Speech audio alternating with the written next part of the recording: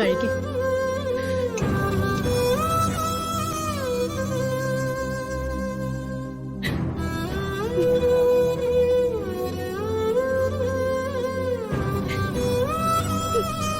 എന്തിനാ മോളെ കരയുന്നേ? കണ്ണു തുടക്കേ.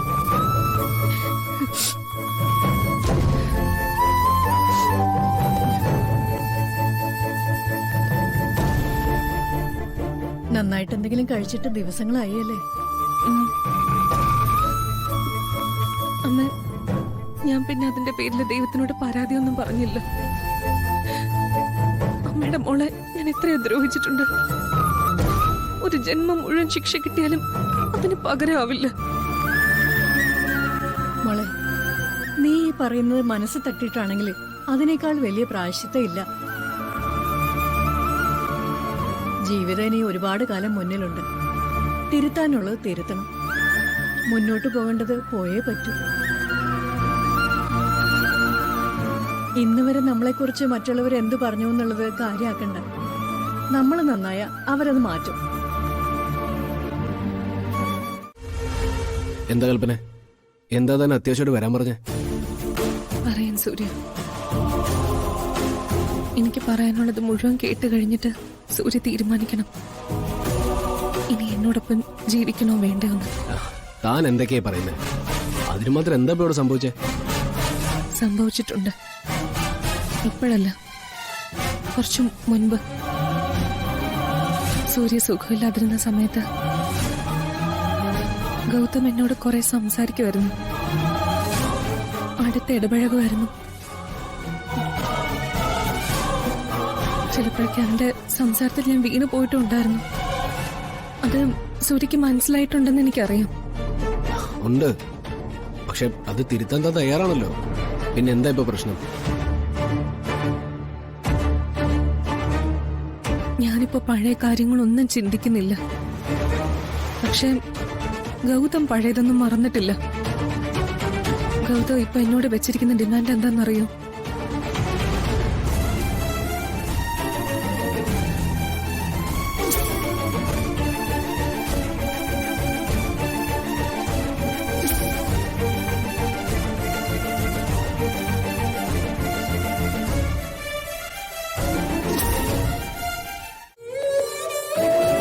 എന്റെ തെറ്റുകള് പരിപൂർണമായി സൂര്യ ക്ഷമിച്ചു എന്ന്. എവിടെയെങ്കിലും ഞാൻ കുറച്ചു നാളെ കൂടി ജീവിക്കെങ്കിൽ എന്റെ ഉള്ളിൽ നിറയെ സൂര്യോടുള്ള സ്നേഹം ഉണ്ടാവും. ഞാൻ അവസാനിച്ചില്ലാതാകുമ്പോഴും സൂര്യ എന്റെ ഉള്ളിൽ നിറഞ്ഞു നിൽക്കുന്നുണ്ടാവും. എന്നോട് ഓർക്കണം സൂര്യ.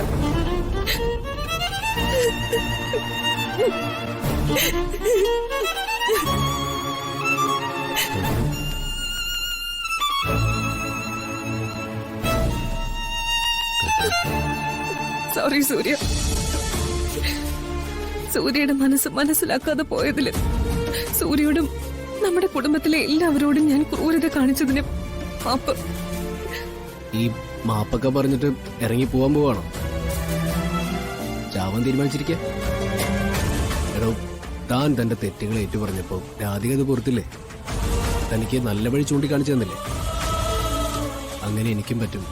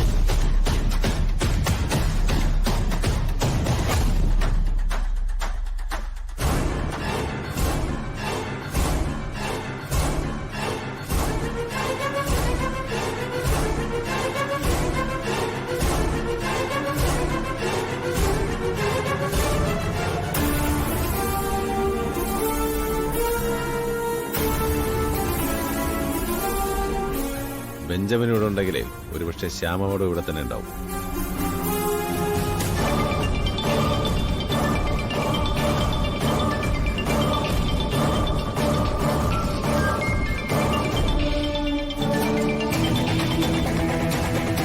ഹലോ. മാഡം, ഞങ്ങളിപ്പോ ബെഞ്ചമിന്റെ പുറകെ തന്നെയുണ്ട്.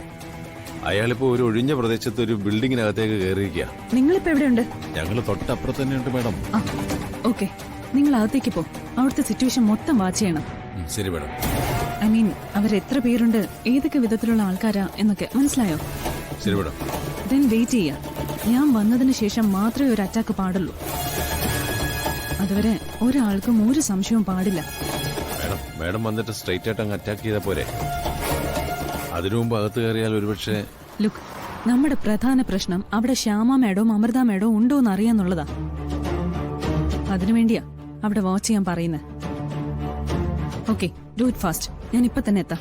Okay madam.